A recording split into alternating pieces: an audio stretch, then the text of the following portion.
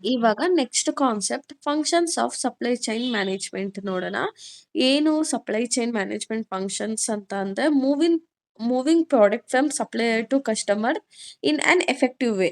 ಏನಂದ್ರೆ ಸಪ್ಲೈಯರ್ ಇಂದ ಹಿಡ್ದು ಯಾವ ರಾ ಮೆಟೀರಿಯಲ್ಸ್ ಕೊಡ್ತಾನಲ್ಲ ಅವನಿಂದ ಹಿಡ್ದು ಕಸ್ಟಮರ್ಸ್ ಗಂಟ ಎಫೆಕ್ಟಿವ್ ವೇನಲ್ಲಿ ಇರಬೇಕು ಅನ್ನೋದೇ ಒನ್ ಬೈ ಒನ್ ನೋಡೋಣ. ಏನಿದೆ ಪ್ಲಾನಿಂಗು, ಸೋರ್ಸಿಂಗು, ಪ್ರೊಡಕ್ಷನ್, ಡೆಲಿವರಿ. ಆಯ್ತಾ? ಪ್ಲಾನಿಂಗು ಏನ್ ಪ್ಲಾನ್ ಮಾಡಬೇಕು, ಪ್ಲಾನಿಂಗ್ ಅಂತ ಏನು ಇದರಲ್ಲಿ ಅಂದ್ರೆ deciding what to make, how much to make and when to deliver. ಏನ್ ನೋಡ್ತಾರೆ ಅಂದ್ರೆ ಏನನ್ನ ಮಾಡಬೇಕು, ಓಕೆನಾ? ಏನನ್ನ ಮಾಡಬೇಕು, ಹೇಗ್ ಮಾಡಬೇಕು, ಯಾವಾಗ ಮಾಡಬೇಕು ಮತ್ತೆ ಯಾವಾಗ ಡೆಲಿವರ್ ಮಾಡಬೇಕು ಅನ್ನೋದನ್ನ ನೋಡ್ತಾರೆ. ಸೊ ಇದೆಲ್ಲ ಮಾಡೋದ್ರಿಂದ ಕಂಪನಿಗೆ ಹೆಲ್ಪ್ ಆಗುತ್ತೆ. ಯಾಕಂದ್ರೆ ಯಾವುದೇ ರೀತಿ ವೇಸ್ಟ್ ಆಗದೆ, ಇವಾಗ ಫಾರ್ ಎಕ್ಸಾಂಪಲ್ ಏನನ್ನ ಮಾಡಬೇಕು, ಎಷ್ಟು ಮಾಡಬೇಕು ಅನ್ನೋದು ನಮಗೆ ಪ್ಲಾನ್ ಇರಬೇಕಲ್ವಾ. ಈಗ ಪ್ರತಿ ತಿಂಗಳು ನಾವೇನ್ ಮಾಡ್ತೀವಿ, ಒಂದು 10,000 ಯೂನಿಟ್ ಅಷ್ಟು ಬಿಸ್ಕೆಟ್ನ ಮ್ಯಾನುಫ್ಯಾಕ್ಚರ್ ಮಾಡ್ತೀವಿ ಅಂತ ಅನ್ಕೊಳ್ಳಿ. 10,000 ಮಾಡಬೇಕು, 10,000 ಸಾಕು. ಆಯ್ತಾ? ಇನ್ ಕೇಸ್ ಡಿಮ್ಯಾಂಡ್ ಏನಾದ್ರು ಜಾಸ್ತಿ ಆದ್ರೆ ನಾವು ಡಿಮ್ಯಾಂಡ್ ಮೇಲೆ ಎಕ್ಸ್ಟ್ರಾ ಮ್ಯಾನುಫ್ಯಾಕ್ಚರ್ ಮಾಡ್ತೀವಿ ಹೊರ್ತು ಡಿಮ್ಯಾಂಡ್ ಇಲ್ಲದೆ ನಾವ್ ಇವಾಗ 10,000 ಪ್ಲೇಸ್ ಅಲ್ಲಿ 20,000 ಅಷ್ಟು ಏನು ಮ್ಯಾನುಫ್ಯಾಕ್ಚರ್ ಮಾಡಿದ್ರೆ ಏನಾಗುತ್ತೆ, ವೇಸ್ಟ್ ಆಗುತ್ತಲ್ವಾ. ಅದೇ ತರ ಫಸ್ಟ್ ಪ್ಲಾನ್ ಮಾಡಬೇಕು, ಯಾರಿಗೆಲ್ಲ ಬೇಕು, ಯಾವ್ಯಾವ ಜನಕ್ಕೆ ಬೇಕು, ಎಷ್ಟು ಬೇಕು ಅಂತ ಕ್ಲೀನ್ ಆಗಿ ಪ್ಲಾನ್ ಮಾಡಿ ಮ್ಯಾನುಫ್ಯಾಕ್ಚರ್ ಮಾಡೋದ್ರಿಂದ ಏನಾಗುತ್ತೆ, ವೇಸ್ಟ್ ಆಗಲ್ಲ ಮತ್ತೆ ಲೇಟ್ ಕೂಡ ಆಗಲ್ಲ. ಆನ್ ದ ಟೈಮ್ ಮಾಡ್ಬಿಡ್ಬೋದು. ಈಗ ಫಾರ್ ಎಕ್ಸಾಂಪಲ್ ಬಿಸ್ಕೆಟ್ ಕಂಪ್ನಿ ಅಂತ ಹೇಳಿದೆ ನಿಮ್ಗೆ. ಏನು ಬಿಸ್ಕೆಟ್ ಕಂಪ್ನಿನಲ್ಲಿ ಎಷ್ಟು ಬಿಸ್ಕೆಟ್ ಬೇಕು ಅಷ್ಟನ್ನ ಮಾತ್ರ ಅವನು ಮ್ಯಾನುಫ್ಯಾಕ್ಚರ್ ಮಾಡಬೇಕು. ಅದಕ್ಕಿಂತ ಜಾಸ್ತಿ ಮಾಡಿದ್ರೆ ಏನಾಗುತ್ತೆ, ವೇಸ್ಟ್ ಆಗ್ಬಿಡುತ್ತೆ ಅಲ್ವಾ. ಇವಾಗ ನೀವು ನೋಡಿರ್ತೀರ ಅನ್ಸುತ್ತೆ, ಯಾವುದು ಇವಾಗ ಇನ್ಸ್ಟೆಂಟ್ ಚಪಾತಿ ಅದೆಲ್ಲ ಬರುತ್ತಲ್ಲ, ಪರೋಟ ಎಲ್ಲ, ಅದ್ರ ಮೇಲೆ ಡೇಟ್ ಕೊಟ್ಬಿಟ್ಟಿರ್ತಾರೆ 1 ವೀಕ್ಗೆ ಇಷ್ಟು, 1 ವೀಕ್ ಮಾತ್ರ ಯೂಸ್ ಮಾಡ್ಬೋದು.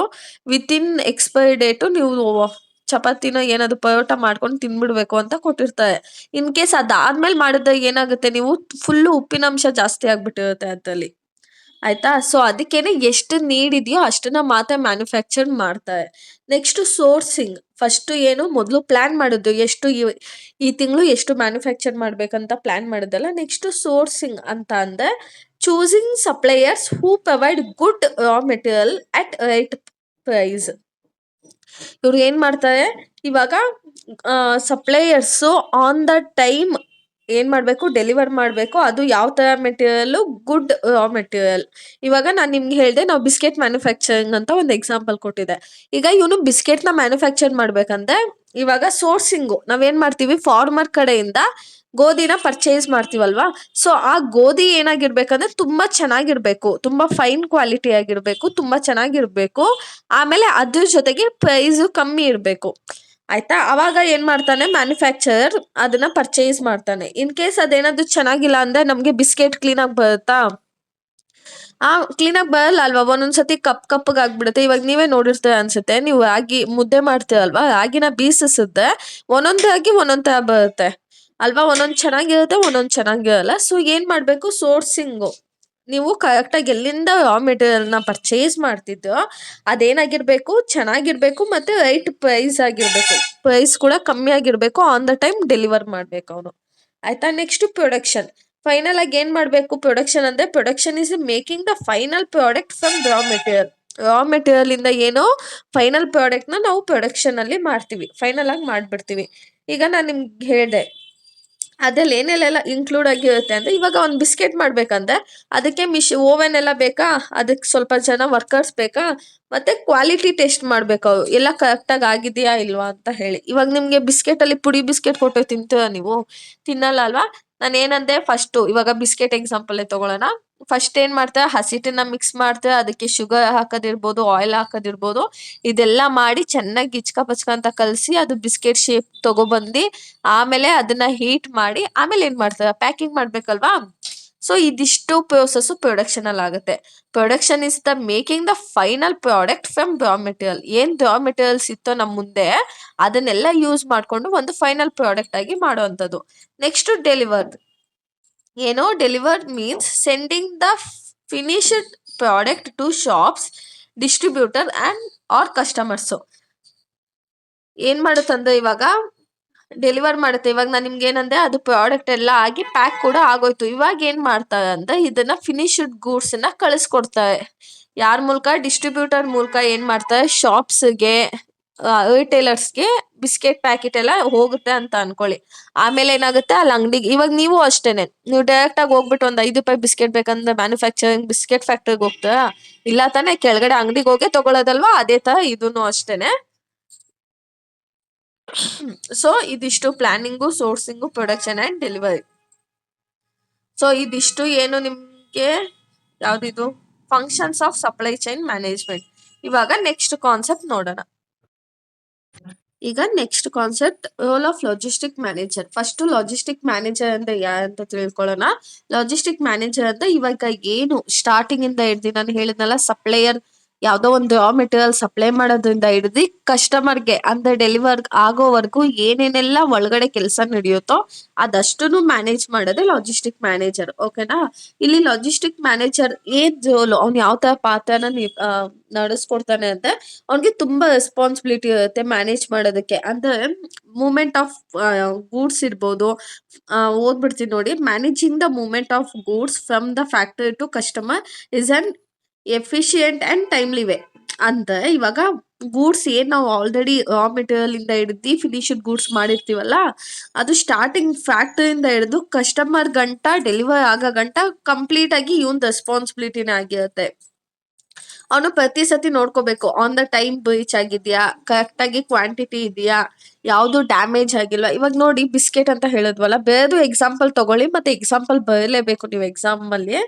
ಈಗ ಬಿಸ್ಕೆಟ್ ಡೆಲಿವರ್ ಮಾಡ್ತಾ ಅನ್ಕೊಳ್ಳಿ, ಫುಲ್ ಪುಡಿ ಪುಡಿ ಆಗ್ಬಿಟ್ಟಿರುತ್ತೆ. ಸೊ ಏನು ಯಾವ ರೆಸ್ಪಾನ್ಸಿಬಿಲಿಟಿ ಆಗಿರುತ್ತೆ ಅಂದ್ರೆ ಮ್ಯಾನೇಜರ್ದು ರೆಸ್ಪಾನ್ಸಿಬಿಲಿಟಿ ಆಗಿರುತ್ತೆ ಅದು. ಸೊ ಕರೆಕ್ಟ್ ಟೈಮಿಗೆ ಡೆಲಿವರಿ ಮಾಡೋದಿರ್ಬೋದು, ಕರೆಕ್ಟ್ ಕ್ವಾಂಟಿಟಿ ಕೊಡೋದಿರ್ಬೋದು, ಮತ್ತೆ ಯಾವುದೇ ರೀತಿ ವಿತೌಟ್ ಎನಿ ಡ್ಯಾಮೇಜಸ್. ಓಕೆನಾ? ಒಂದು 1 by 1 ನೋಡೋಣ. Planning transportation. ಫಸ್ಟ್ ಅವನು ಡಿಸೈಡ್ ಮಾಡಬೇಕು ಯಾವ್ದು ಬೆಸ್ಟ್ ವೇ, ಒಂದ್ ಕಡೆಯಿಂದ ಇನ್ನೊಂದ್ ಕಡೆಗೆ ಟ್ರಾನ್ಸ್ಪೋರ್ಟ್ ಮಾಡೋದಕ್ಕೆ ಗೂಡ್ಸ್ನ ಯಾವ್ದು ಬೆಸ್ಟ್ ವೇ. ಟ್ಯಾಂಕ್ ಅಲ್ಲಿ ಕಳಿಸ್ಬೋದಾ, ಇಲ್ಲ ಶಿಪ್ ಅಲ್ಲ, ಟ್ರೈನ್ ಅಲ್ಲ, ಇಲ್ಲ ಯಾವ ವೆಹಿಕಲ್ ಅಲ್ಲಿ ಕಳಿಸ್ಬೇಕು ಅಂತ ಫಸ್ಟ್ ಅವ್ನು ಪ್ಲಾನ್ ಮಾಡಬೇಕು. ಆಮೇಲೆ ಮ್ಯಾನೇಜಿಂಗ್ ಇನ್ವೆಂಟರೀಸ್ ಅಂತ ಅವ್ನು ಎಷ್ಟು ಬೇಕೋ ಅಷ್ಟನ್ನ ಮಾತ್ರ ಅವನು ಮ್ಯಾನುಫ್ಯಾಕ್ಚರ್ ಮಾಡ್ಕೊಳ್ಬೇಕು. ಇವಾಗ 1000 ಯೂನಿಟ್ಸ್ ಬೇಕು ಅಂದಾಗ ನೀವು 1100 ನ ಮ್ಯಾನುಫ್ಯಾಕ್ಚರ್ ಮಾಡ್ಬೋದು. ಅದ್ ಬಿಟ್ಬಿಟ್ಟು 1500 2000 ಈ ತರ ಎಲ್ಲಾನು ಓವರ್ ಸ್ಟಾಕ್ ಆಗೋದು ಅವ್ರಿಗೆ ವೇಸ್ಟ್ ಆಗುತ್ತೆ. ಆಯ್ತಾ? ಫಸ್ಟ್ ಏನ್ ಮಾಡ್ಬೇಕು, ಅವ್ನು ಪ್ಲಾನ್ ಮಾಡ್ತಾನೆ ಟ್ರಾನ್ಸ್ಪೋರ್ಟೇಷನ್ ರಿಲೇಟೆಡ್, ಯಾವ್ದ್ರಲ್ಲಿ ನಾವು ಗೂಡ್ಸ್ ನ ಕಳ್ಸಿದ್ರೆ ಯಾವ್ದೇ ರೀತಿ ಪ್ರಾಬ್ಲಮ್ ಆಗಲ್ಲ ನಮ್ ಗೂಡ್ಸ್ಗೆ, ನಮ್ ಪ್ರಾಡಕ್ಟ್ಗೆ ಅಂತ. Next managing inventories. ಎಷ್ಟು ಸ್ಟಾಕ್ ಇದೆ, ಎಷ್ಟನ್ನ ನಾವು ಪ್ರೊಡ್ಯೂಸ್ ಮಾಡಬೇಕು, ಜಾಸ್ತಿ ವೇಸ್ಟ್ ಮಾಡಬಾರ್ದು, ಎಷ್ಟು ಡಿಮ್ಯಾಂಡ್ ಇದೆಯೋ ಅಷ್ಟನ್ನ ಮಾತ್ರ ಮ್ಯಾನುಫ್ಯಾಕ್ಚರ್ ಮಾಡಬೇಕು, ಓವರ್ ಆಗಿ ಮ್ಯಾನುಫ್ಯಾಕ್ಚರ್ ಮಾಡಿದ್ರೆ ವೇಸ್ಟ್ ಆಗುತ್ತೆ ಅಂತ. ನೆಕ್ಸ್ಟ್ ಎಂತ ಅಂದ್ರೆ coordinate with supplier and distributor. ಅಂದ್ರೆ ಡಿಸ್ಟ್ರಿಬ್ಯೂಟರ್ ಇವನೇನ್ ಮಾಡ್ತಾನೆ, ಮ್ಯಾನೇಜರ್ ಅಂದ್ರೆ work with supplier, factories and retailers to ensure smooth supply. ಅಂದ್ರೆ ಇವನು ಸಪ್ಲೈಯರ್, ಯಾವ ರಾ ಮೆಟೀರಿಯಲ್ ನ ಕೊಡ್ತಾನೆ ಗೊತ್ತಾ, ಅವನು ಮತ್ತೆ ಫ್ಯಾಕ್ಟರಿಲಿ ವರ್ಕರ್ಸ್ ಇರ್ತಾರ ಗೊತ್ತಾ, ವರ್ಕರ್ಸ್ ಜೊತೆ, ಆಮೇಲೆ ಡಿಸ್ಟ್ರಿಬ್ಯೂಟರ್ ಜೊತೆ, ಆಮೇಲೆ ರಿಟೇಲರ್ ಜೊತೆ, ಇದಿಷ್ಟು ಜನದ ಜೊತೆನೂ ಒಂದು ಒಳ್ಳೆ ರಿಲೇಶನ್ಶಿಪ್ ನ ಇಟ್ಕೋಬೇಕು. ಪ್ರತಿ ಒಂದು ಅಪ್ಡೇಟು ಇವನ್ಗೆ ಅವ್ರಿಗೆ ಇಬ್ಬರಿಗೂ ಸಿಗ್ತಾ ಇರ್ಬೇಕು. ಆಯ್ತಾ? Next cost control.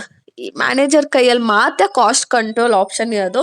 ಸೊ ಅವ್ನೇನ್ ಮಾಡ್ಬೋದು, ಎಲ್ಲೆಲ್ಲಿ ದುಡ್ಡು ಉಳಿಸ್ಬೋದು ಅಲ್ಲೆಲ್ಲ ದುಡ್ಡು ಉಳಿಸ್ಬೋದು ಅವನು. ಅಂದ್ರೆ ತುಂಬಾ ಜಾಸ್ತಿ ವೇಸ್ಟ್ ಆಗೋದಿರ್ಬೋದು ಪ್ರಾಡಕ್ಟ್ ಬಗ್ಗೆ. ಇವಾಗ ಸಪ್ಲೈಯರ್ ಹತ್ರ, ಒಬ್ಬ ಸಪ್ಲೈಯರ್ ಹತ್ರ ನಾವೇನೋ ರಾ ಮೆಟೀರಿಯಲ್ ತರ್ಸ್ಕೊತಾ ಇದೀವಿ. ಅದೇ ಇವಾಗ ನೋಡಿ, ಅವ್ನು ಯಾರ ಹತ್ರ ತರ್ಸ್ಕೊತಾ ಇರ್ತಾನೆ, ಸೊ ಅದನ್ನ ಫೈಂಡ್ ಔಟ್ ಮಾಡಿ ಅವನ ಹತ್ರನೇ ಡೈರೆಕ್ಟ್ ಆಗಿ ನಾವು ಸಪ್ಲೈ ಮಾಡ್ಕೊಂಡೆ, ಸೊ ನಮ್ಗೆ ಏನಾಗುತ್ತೆ, ಅವಾಗ ಖರ್ಚು ಕಮ್ಮಿ ಆಗುತ್ತೆ, ಪ್ರಾಫಿಟ್ ಜಾಸ್ತಿ ಆಗುತ್ತೆ.